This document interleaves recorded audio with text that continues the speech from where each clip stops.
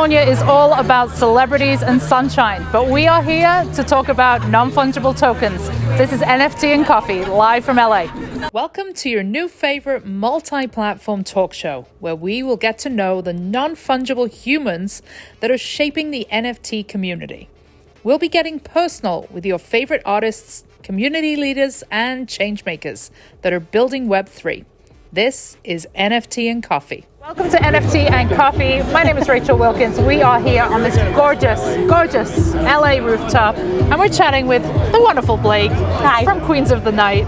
Thank you for sitting down with me, Blake. Yeah, of course. I live here. Well, there you go. So you're like, this is whatever. Super convenient. Whatever.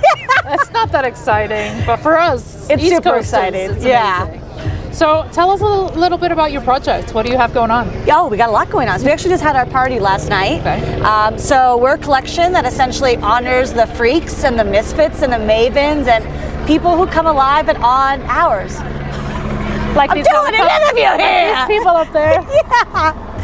Yeah. You know, we're all underground club kids, and when we started coming into the NFT space, we saw a lot of first wave feminism projects, which are great because they paved the way, right, for women coming into this and using NFTs as this creative bridge into tech, which is so awesome.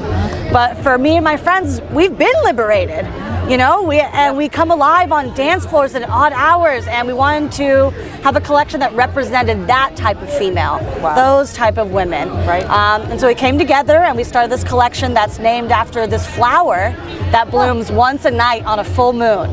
That's right. I have heard of this flower. It is, yeah. In the dark. It blooms in the dark. Full moon, so people come from all over and they gather like in the desert and they throw these one night parties for this flower, and it's all about like the power of one night together and community and people coming from all different backgrounds for this celebration. Wow. And so we made a collection that honors iconic women throughout history. That's amazing. So it's like Grace Jones, Marie Antoinette, and just women who are the first to do something, or they're unapologetic and loud, and we took physical attributes from them and we randomized them, and all the backgrounds are actually different party scenes. Oh, that's fantastic. Throughout history. So that is totally different to what we're seeing with the, World of Women and all these other kind of similar projects, which are like very focused on, feminism in its delicate forms, and it's very much, and like I'm a boss, I'm a boss, I'm powerful, I can be an astronaut too.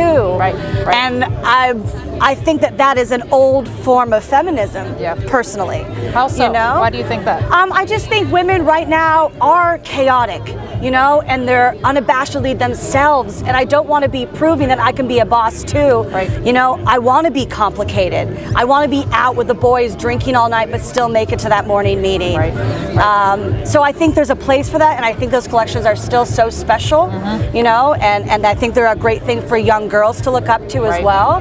But I thought that there wasn't anything representing really this other subset of women that I'm so grateful that I know, because I grew up with those women. I've been raised by a matriarchy of women who swear and smoke in the house. Those rough, my family's from New York, and so I wanted to see myself in a collection, and I hadn't seen that in the other previous ones. Isn't that what's so beautiful about this movement, about this kind of renaissance that we're going through right now? That if you don't see something out there that represents what you envision, you can create it. Yeah. Like, we have the tools today, a little bit of knowledge, a little bit of information, a little bit of YouTube, a little bit of Clubhouse, a little bit of Twitter, a couple of connections, and you can have a PFP project like you have up and out within a matter of a couple of months? Yeah, it took us a couple of months. My other girlfriend and I, Courtney Nichols, who I play this collection with, she's also an event producer, and so we kind of used her networks and my background in entertainment, and then our other girlfriend, Sliz, is an iconic autobiographical cartoon artist. Wow. And so it was like this perfect time because, we've all been stuck inside, and we're all searching for this new sense of community. And so I think because NFTs offer this new sense of getting to know people and empowering people to put their art out, I think we needed that because we've been suffering from this crisis of loneliness. Absolutely. Right? Just wanting to grasp at people. So this reawakening of gathering digitally, on the internet and redefining that. Like, I feel like we all wanted it to be positive because we couldn't bear anything else to be negative. Right. You know, so this whole like we're all gonna make it concept and redefining what art means and how it's digested, it's so cool. Yeah, it's amazing. So cool. What surprised you most about your experience in the NFT space this far? What I like to call is this toxic positivity, literally what I was just talking about, but there's this other side of it, right? There's this, we're all gonna make it, we only want these spaces to be positive. Someone comes up and speaks another opinion, you're immediately taken down off the stage. Yeah, we can't do that. No, we can't. And like, if it's really gonna be art, it's what pushes that conversation forward, you know, and really taking advantage of this new movement and having some hard conversations and questioning why we're doing it. And I don't think we're all gonna make it. I think you can't say that about anything. No. There's always gonna be a competitive nature, but that's what really makes people shine, is in that. And so this kind of toxic positivity, it's a safe space, don't worry. You know, like, I don't worry. I know, I don't think we're having some of like the cool conversations that can be had in some of these spaces. You know, and these women-led projects, like, I'm so honored to be a women-led project, but I was going in these spaces, we were in this echo chamber of just, you go girl, no man's allowed on this stage, sit down, and it was just like, what the hell is happening? It's not productive. No! Because then we start excluding, and then... And it's not like you this said, it world! This chamber, this silo, right? Yeah. Yeah. Totally. So with the new technology, there's obviously a lot of risk involved. Yep. Financially, at what point do you say this was a success? Because I see the grind. I see the grind. Yeah. People like you with these kind of projects are doing. Like, is there a point where you're like, okay, this was a success? Financially? Yeah. I mean, what? There's this whole concept, if you don't sell out in seconds, you're a failure. Yeah.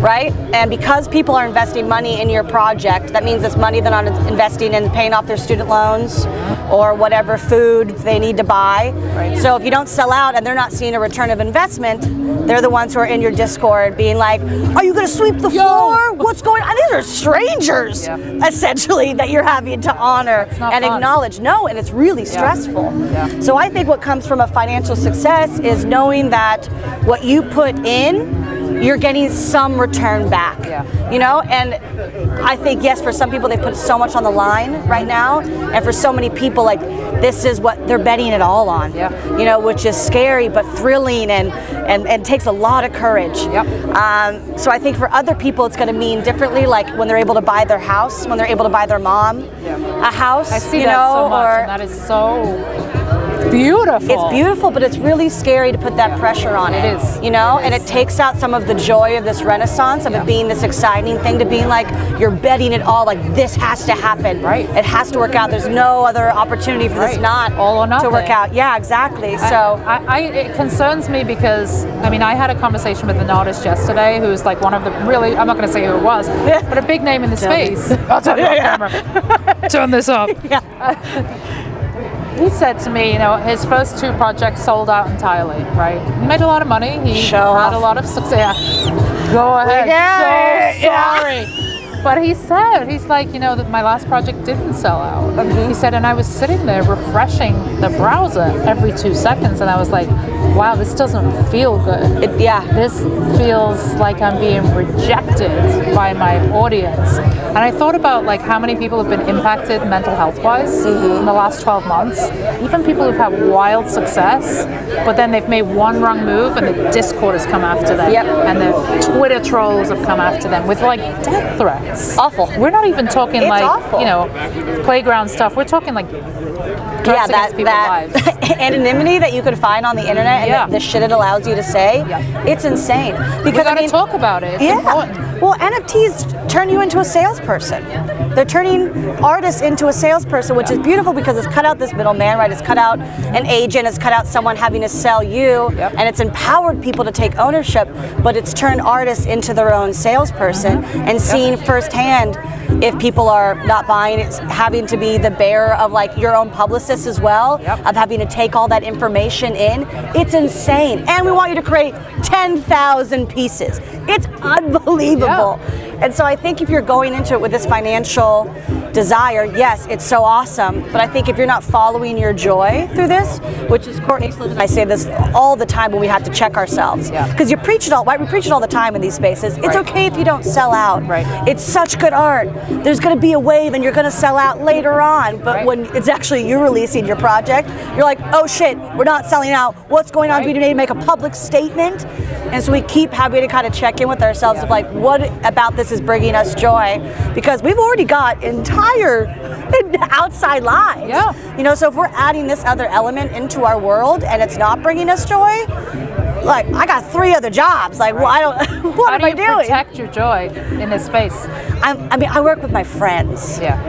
That's an important part of the like selecting the people in your team, right? Totally. I'm so lucky. Like my 2 of the co-founders are here. You know, like so I get to kick it with them. We get to turn off our computers together and go have a drink. Do stuff like this. Do stuff like this. I go say a drink. We actually none of us drink. I don't drink either. But, you know, I've been sober 8 years. Yeah, but we go out, you know, and dance and remind ourselves of the community that we're reflecting in our collection. It's amazing. It's getting off of Discord. It's not feeling like we have to be on it all the time, because that's a big thing too, and reminding ourselves why we're doing it, reminding ourselves why we're connected with our community, because if we're still on Discord, like it's not giving us any new information feed, any cool things to talk about, you know, or cool things to put back into our collection. So we keep having to remind ourselves like to get back out into the world, and it's okay if we're not on Discord at 3 in the morning when someone has a question. Some stranger, you know? And I guess just reminding yourself why you're doing this. Why are you doing this? I think What's NFT. Your why? Yeah, right. What is your why? I know. I think NFTs are a really cool opportunity to redefine how we gather right now. And I've designed music festivals for the last 10 years, and I'm really focused on like reinventing how we gather and how do you further unique conversations and how do you encourage people to check in versus check out at events. So it's not like you're so blown, you don't even remember what the party was. And I've always been really super fascinated by that. And so when I saw people, my community going into Web3 and they're designing these metaverses, right, and putting utility behind art, I was like, I want a voice in that. I think I have a unique voice that needs to be heard in this, because these metaverses are just replicating life. Like they're building like phone retail stores, and I was like, what are you doing? What is that? What's interesting about that? You know, like what are you doing that you can't do here?